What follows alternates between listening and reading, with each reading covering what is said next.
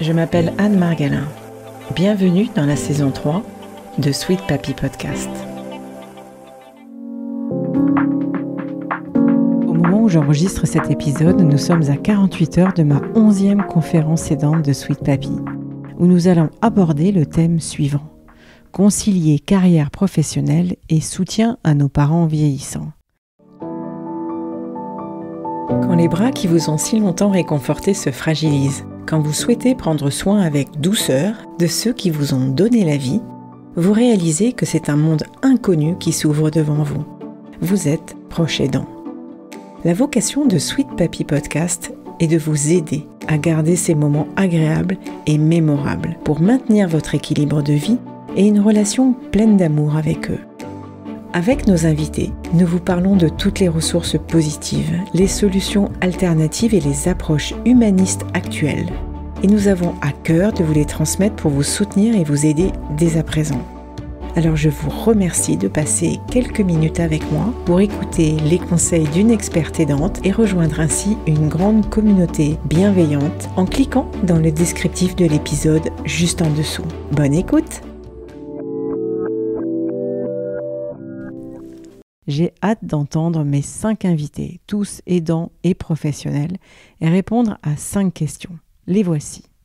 La première, quel équilibre entre carrière et rôle d'aidant, familial ou proche?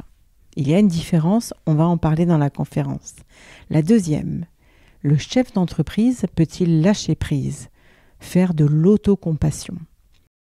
Comment gérer leur quotidien administratif? Pour la troisième question, déléguer ou pas? La quatrième question, ça je l'adore. Est-ce que tu fermes ou tu ouvres ta boîte quand tu deviens aidant? Ça, c'est très important. Et enfin, la dernière, pour un petit peu résumer tout cet univers qu'on va avoir dans la conférence, c'est: est-ce un luxe de pouvoir choisir entre aidant et profession? Clairement, moi, la grincheuse, toujours dans cette série J'angoisse, j'ambitionne également de devenir une leader dans mon domaine et de rester parfaitement altruiste, aidante. Mais alors, comment? Parce que ce chemin, je viens de l'emprunter pendant quelques années, aussi bien à la création de Sweet Papy Podcast depuis 3 ans qu'au moment de diriger l'entreprise dans laquelle j'étais pendant plus de 20 ans. Aidante à distance, aidante proche, je me suis retrouvée souvent emmêlée, stoppée dans mon ascension, avec ou sans ressources. Donc la différence qu'on va faire un petit peu aussi dans cette conférence, ça va être d'étudier chef d'entreprise avec du personnel et chef d'entreprise sans personnel, c'est-à-dire en solo entrepreneur, si on veut bien le dire. Parce que chef d'entreprise, entrepreneur, solopreneur, ça sonne bien quand même. Et dans le monde idéal des affaires, tout le monde est efficace, disponible 24 heures sur 24 ou presque.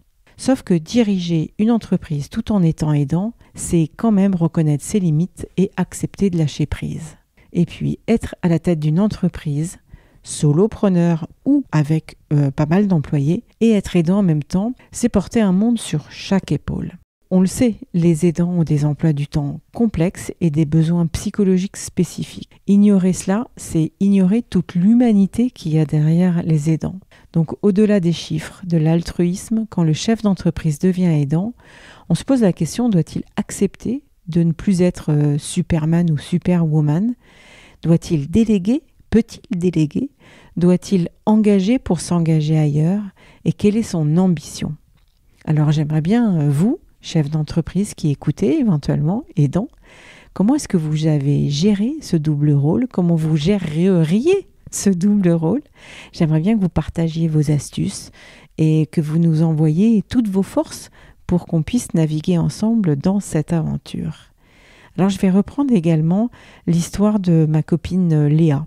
Elle est chef d'entreprise avec 3 employés. Elle est aidante de sa mère.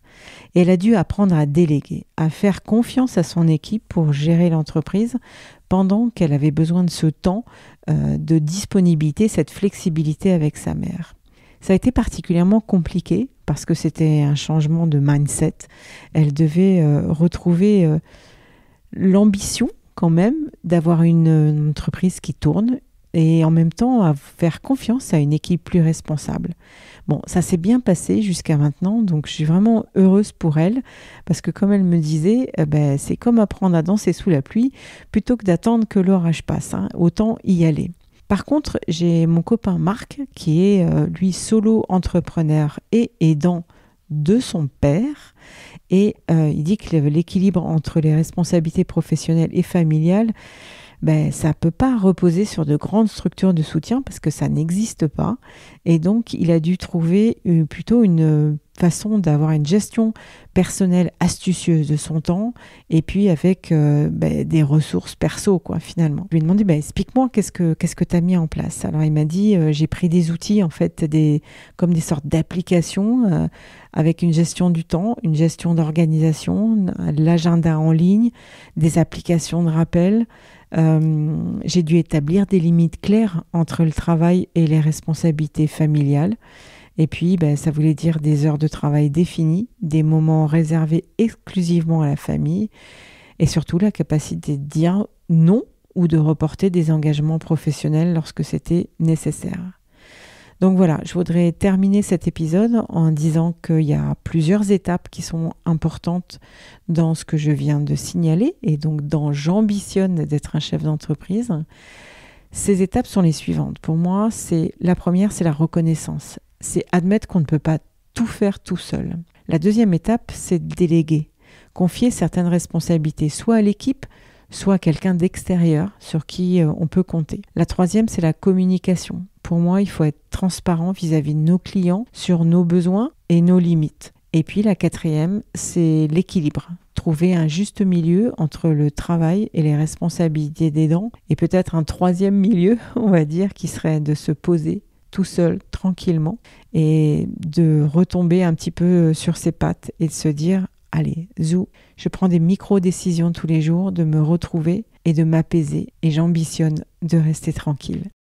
Alors j'espère que cet épisode de J'angoisse mais j'ambitionne vous a plu. Et puis si vous voulez réécouter éventuellement le replay de cette conférence, parce que je ne sais pas quand est-ce que vous allez écouter cet épisode, eh bien il est sur ma chaîne YouTube dont je mets le lien juste en dessous de l'épisode. J'attends également toutes vos réponses ou vos questions sur ce grand sujet de j'ambitionne d'être un entrepreneur en même temps que je suis aidant. J'espère que ça vous a plu. Et puis on se retrouve toujours très très bientôt avec un nouveau J'angoisse mais j'en quelque chose.